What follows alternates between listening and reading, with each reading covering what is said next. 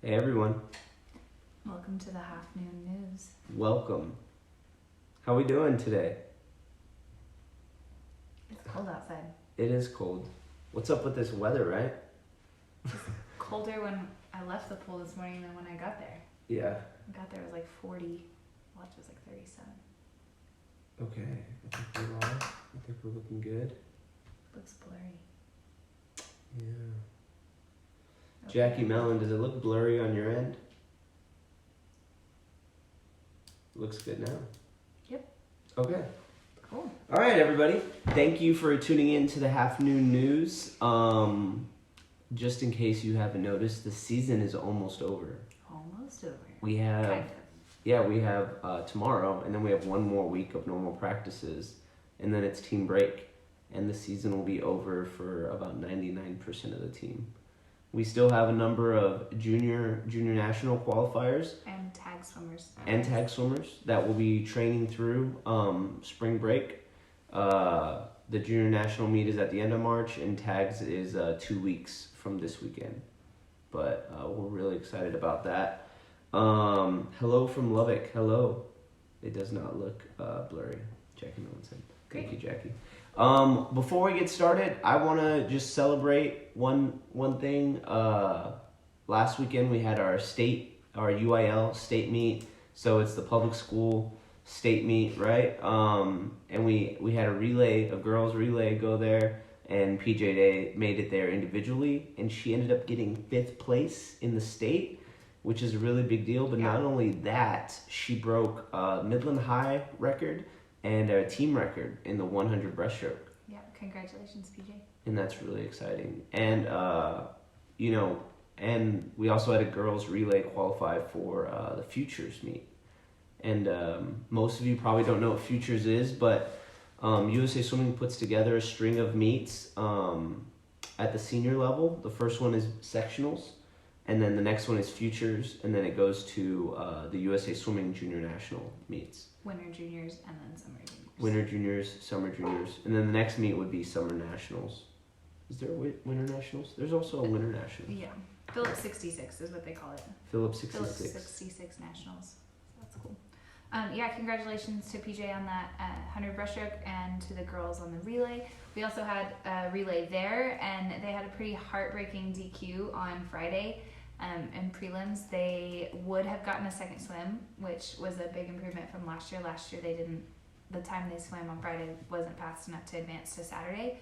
This year, it would have been, but the DQ was so close. Like, it can't get much closer. Yeah. 0.03 was the difference between when the swimmer in the water hit the pad and when the swimmer on the blocks left.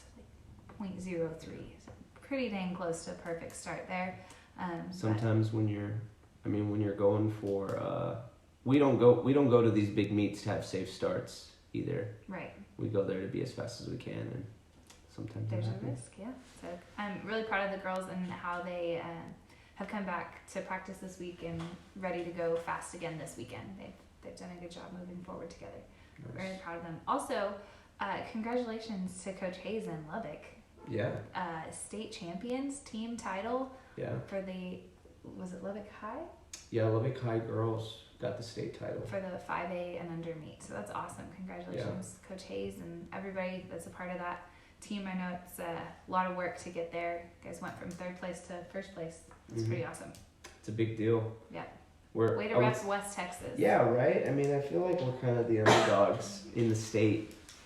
But when we're coming out on top, that's a big deal for, I think, all of us. Yeah. So we're excited to see you guys this weekend. Why will they be here this weekend, Jenna? For West Texas Champs. Texas great Champs. Segue. Great segue. We are the defending 2nd place team. Yeah. So defending 2nd place. Defending 2nd place team. So we're coming for you, Lubbock. Little chip on our shoulder. We'd like to come home with that trophy, the Swindig Cup. Bring it home. We've broken a record of number of qualifiers we have for the meet. We're at 128 swimmers that will be competing. Yes. In the meet. There's a few more that have qualified. We probably have 132. I have no idea. There's 128 in the meet, and that's phenomenal. And that is phenomenal, yes. I know 2 kids that aren't going to the meet that are qualified, but Yeah. it's all good. Things happen. So between the 128 kids that are competing this weekend, and then last weekend at Sea Champs, we had 176 entered, but we had 24 no-shows, which we'll talk about no-shows in a little bit. But that's pretty close to 275 athletes that are competing in a championship level meet out of our 309 on the team. So way to go, COM. Yeah. Competing in a championship meet is like the whole point of your season, right? Like, I mean, not the only point, but the biggest competitive point. Yeah, every person on this team is working towards something. We are working towards an end goal. It's not just, oh, this season will end, we'll see what happens next season. Like, our plan is wrapped around championship meets. At our championship meet, we want to be able to do X. Right. And so to have that many athletes competing at a championship level meet means that you guys are buying in, you're understanding what we're trying to achieve, your kids are enjoying the meets, they're wanting to succeed, wanting to get better, and they're not afraid of the pressure either. So that's pretty cool. Yeah. Pretty cool. So I guess on the same vein of champs meets, we just had a question about our buddy system that we're going to be implementing. We had our buddies rolled out at our champs dinner on Monday. And so basically the buddies are, we have an older athlete with a younger athlete, and 2 things. One, we want them at our champs meet to have somebody to cheer for, to cheer them on. But both ways also. It's not just the older athlete cheering for the younger, it's the younger cheering for the older, and possibly opportunities for the younger to get advice from the older. But this is going to roll into our long course season, and we've planned it out with where practices are ending and switching, where we're actually going to do like a weekly check-in with your buddies. So, and one of the reason why we want to do this is we think it's really important for our team to be a team. Especially as our team gets bigger, it's a lot easier for the 18-year-old to have no idea what the 10-year-old is doing. And it's also pretty easy for like Dolphin 1 to be a really, really tight-knit group, but be completely independent of any other group. And we don't want that either, right? Yeah. So the buddies going forward will be for Dolphin 1 and up. Not intentionally to leave out developmental athletes. They're only there a couple days a week. And so what our plan is with the developmental athletes in order to facilitate that relationship with the older kids and the younger kids is we will be doing monthly clinics on Saturdays run by our older athletes. Kind of like if you were at the Breakfast of Champions, where they got time in the water with a bunch of the high school kids. We're going to be doing those once a month for the developmental athletes only, and then the older groups will be teaching in those. Yeah, and it's again to facilitate the same thing. Like after our Breakfast of Champions, I had kids on my developmental team able to say which senior helped them. It was like, yeah, Leslie helped me, and Leslie's really nice. Or Legend helped me, and Legend was really awesome. Right. So, and then just that small interaction of helping them for one Saturday, like they're gonna have that mutual bond for a while. And long-term success on our team happens from our younger athletes looking up to what our older athletes are doing. The older athletes are gonna be successful, and it's just a cycle. As long as the older athletes are doing the right thing. So that's another point of the buddy system, right? Is to provide a leadership opportunity for those older kids to be able to practice. Like leadership is a skill, it's developed. It's not just innate. Like, yes, some people may be better at it. Excuse me. But to give everyone on the team an opportunity. So we're really excited about that. Yeah, our swimmers are more than just fast swimmers, right? Who they are matters. The way they treat people matters. Right. So, I only have 2 more things to talk about. That's great. Okay. That's cool. So I wanted to talk about no-shows. Like I said earlier, we had almost 25 no-shows at Sea Champs on Saturday. I just kind of want to touch on the topic, talk about why it matters for us to know if you're coming, how it impacts the kids, and then also how it impacts you. So we believe that every athlete should be at every meet. The meets are kind of the best part of the sport. Like, okay, we're still here, everybody. We should be okay. Oh, technology. Can you guys hear us? Hello, hello, hello. Sorry Okay. about that. Yeah, sorry, my phone came up with the 20% battery and it paused it. So anyways. All right, Coach Jenna, sorry to ruin your train of thought. Oh man. Okay, Just so take it from the top.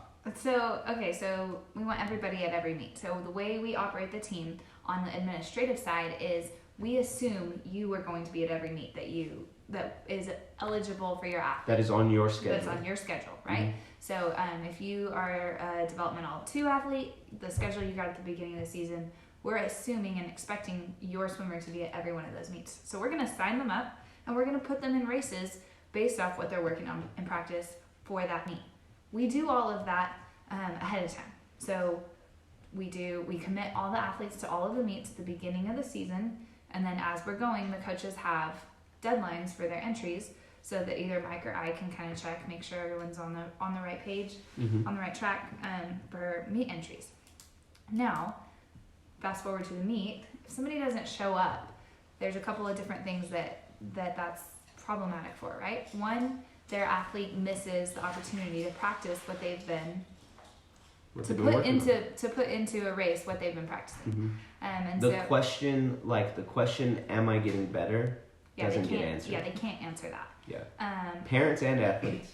And coaches. Like sometimes it's hard to know. Like I think they're getting the hang of this breaststroke thing, but then there's no pressure at practice, and it really comes down to those meets for our kind of metrics to know. So the problem with not being able to answer the question, am I getting better, is that when the things get hard in workouts, it's much easier to be like, oh, well, I don't want to do this. This is hard. Because they don't have that spark and that excitement from the previous meet of when they were able to say, yes, I am getting better. This is fun. Yes. It's fun to get better. So they don't have that. And then also, like, we do the best job we can at making practice fun. But there is just nothing you can do to recreate a swim meet. Swim meets are just fun. Like they're so much fun. You get to hang out with your friends. And I know parents, they're probably boring for you up in the stands, but all of that time in between your kids' races, that's when they're making friends. That's when they're building relationships. That's when they're making memories with their coaches, doing funny dances or playing card games or whatever it may be. Mm-hmm. And so that fun is missed when you don't come to the swim meets. Also, on the impact for you and your family, you're going to be charged for the swim meet if you just don't show up. If you don't decline the meet online, you're going to be charged for the entry fees because we have to pay the entry fees. So we pay the entry fees to the host team. A lot of times that's us, right? But those entry fees are budgeted to cover all of our staff. Not only the coaching staff, but also the maintenance staff that make sure there's toilet paper in the restrooms when you're sitting upstairs, or all those different things. Those costs are based off of who we expect to be at the meets. And then also we have to pay a small portion to West Texas Swimming. It's called a splash fee. We have to pay $2 for every time your kid dives in the pool and makes a splash, right? It's called a splash fee. We have to pay West Texas Swimming. And that money goes to West Texas Swimming to support our athletes on their bigger trips like zones or all-star camp or different things like that. It pays for the medals. Athlete reimbursement. It pays for the medals for West Texas champs. All of that money then goes back to support our athletes. And so it's kind of like Mike was talking about earlier, like the circle of improvement and good. It's the same thing there when kids come to swim meets. Some of the negative things that happen to the team when you don't show up for a swim meet is there's going to be a kid who has to race against an empty lane, right? So like if I'm the one who no-showed and Mike's in the lane next to me, now he's lost the opportunity for competition because my lane's empty, even though he thought I was coming. So they miss an opportunity to race. There's much empty lanes. The empty lanes thing, like, yes, it may sound like it's not a big deal, but it really is. It's not only makes the meet boring. It makes the meet boring for the kids that are like now it's more like practice, right? Because they're not actually racing anyone. Yeah. But then it's also on the volunteer side, like it feels like we're disrespecting our volunteers' time because we've asked these people to come down from the stands and give up their time to officiate, to time, to walk food around to the other volunteers, food and water, whatever that may be, and then they're sitting there and there's nobody swimming, right? And so it feels like we're disrespecting their time, and it especially frustrates the officials because empty lanes confuse kids, and then kids swim in the wrong lanes. So it's like, oh, I'm in heat 3, right? And there's nobody in 1 or 2. In heat 1 or 2, and so a lot of times, especially at the lower level meets, the kid will just see the lanes empty. Oh, this is my lane. It's empty. It must be my turn. They'll go. Then that just causes a lot of problems down the road. Of okay, did they get the right time? Who swam in that lane? What do we do? You know, and so like no shows are actually a pretty big deal, and so what we would really like to see happening is if you are not going to be able to be at the meet, even if you've missed the deadline. Like we had a couple of Lucy got the flu last week, right? Lucy. No, Maria. Sorry, Seeger? Maria. Yeah. So Lucy, her mom, emailed me and said, Maria has the flu, right? It was already past the deadline, but we were still able to then pull her out of the heat sheet so that those empty lanes weren't there. Yeah. And Out of town, we can't really do that, but at home meets, we can for those emergencies. Yeah. Right? And so keeping an eye on your communicator and making sure you're using that decline button is really important. And I know sometimes it feels like it's just like oh my bad, I forgot. But we just kind of wanted to share with you like what actually happens when someone no-shows a meet and how kind of it affects everybody. Just hoping that we can maybe place a little bit higher priority on making sure that we know who's going to be there and who's not. Yeah. So, Mm-hmm. do you have anything to add? No, I think you covered it. Also, it really sucks to pay for something that you didn't do. So, Yeah. if you don't like to pay for things you don't do, make sure you decline the meets or email. Your coaches want your kids at the meet. Yes. I enjoy cheering for your swimmers Yes. at meets. It's a lot of fun. Yeah, and that what you said earlier about the question of am I getting better is not getting answered, like it's so fun to see when the kids realize they're getting better. Yeah, you see it on their face, right? You've seen it when Yeah. they touch the wall and they look at the board or they know they won their heat and they're like, it's always that face. It's a great face. Dan Westcott was telling me that Mabel's in our developmental 2, right? Mhm. Dev 2. She had a great sea champs. She won high point. She had several medals, and Mhm. that she wore her medals all weekend, and that Renee had to tell her, you cannot wear your medals to church. I'm sorry. Yes. You know, but like, I mean, those moments can't happen if you don't make getting to the meets a priority. You know, so. My kid's gonna wear. My kid who might swim. I don't know if she's gonna swim. I hope she swims. Your 1-year-old? My 1-year-old. I'm really trying. I'm like already going through the mental process of like, don't ruin the sport for your daughter. Don't ruin the sport for your daughter. Because I think I ruined it for my younger sister when she swam. Oh yes, you did. I definitely ruined Absolutely it for you my did. younger sister. Man, every night for bedtime when we pray with Jason, one of the things Jonathan says is, and please God, let him choose swimming. You know, I mean, we're not going to That's awesome. make him swim if Yeah. he doesn't want to, but it would sure be convenient if he did. That'd be fun. Yeah. The dreams of parents. Yeah. Swim coach Swim parents. parents. One last thing about Sea Champs, I just wanted to say thank you to everybody who helped out.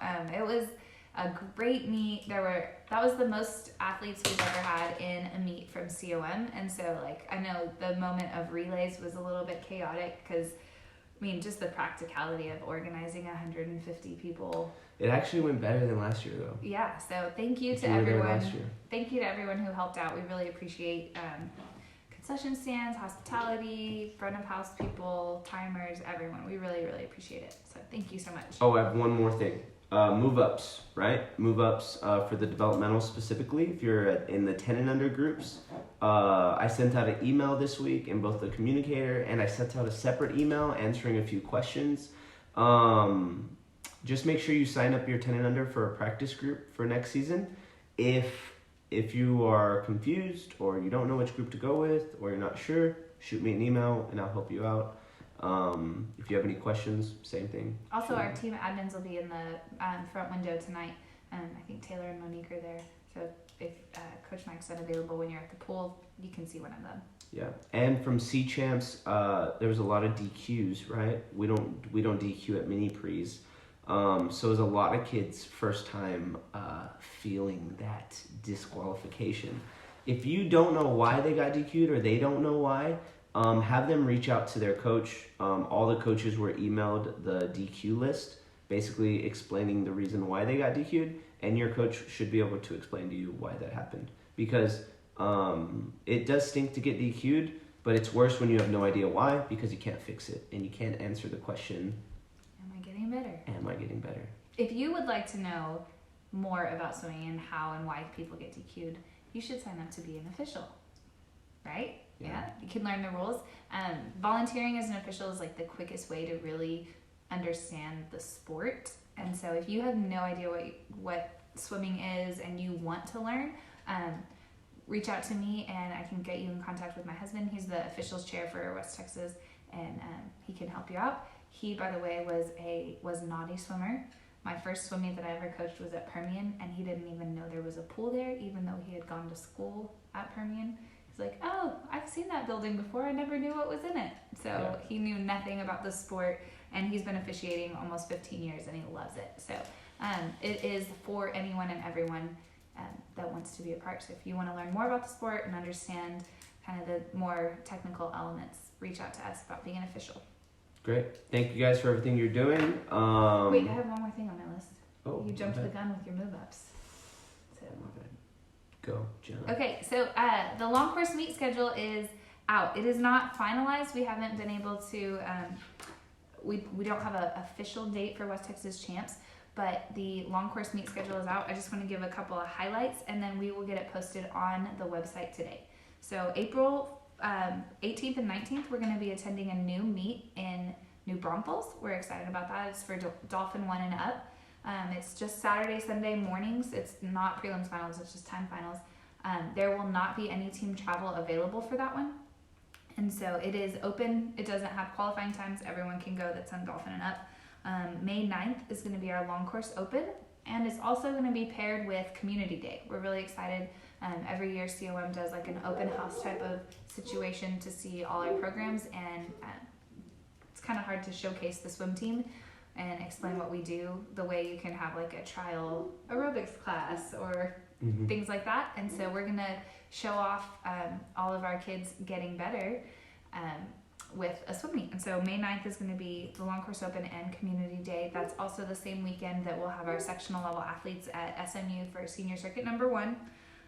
June 4th through 7th is our big summer invitational. We've already got a lot of teams interested. We're bringing in some upper level officials to help run the meet because it's going to be so big. But June 4th through 7th is the Frostbank Invitational. June 18th through 21st is the George Block Invitational. That's going to be our big team travel trip this summer. It is 4 days. The meet has spread out over a 4-day format, and so we're excited about that. We'll leave early that Thursday morning and come home late Sunday night. We'll be taking a bus or 2 possibly, and it's in San Antonio, and the qualifying time is a B time. So that'll be open to Dolphin 1 and up also, and that is B times. July 9th through 12th is sectionals for our qualifiers there. July 18th is C Champs, which will be your last chance to qualify for West Texas. Tentatively, this is the one we're not 100% sure on. July 23rd through 5th is hopefully West Texas Champs. And then that following week, July 28th through August 1st is when we have all of our big summer championship meets like Zones, the Futures, ISCA, Senior Cup, Junior Nationals, that kind of thing. So depending on which meet your athlete's in, we're going to be all over the place that week. So, but we will post meet schedules on the website this afternoon, and it'll have all the mini pre-dates, all those little in-between events. I just wanted to give you a highlight of the big ones so you can mark your calendar. Cool. Now you can say goodbye. Thank you guys for everything you do. Thank you for being a part of our team. Let's kick butt at West Texas Champs this weekend. Thanks, guys.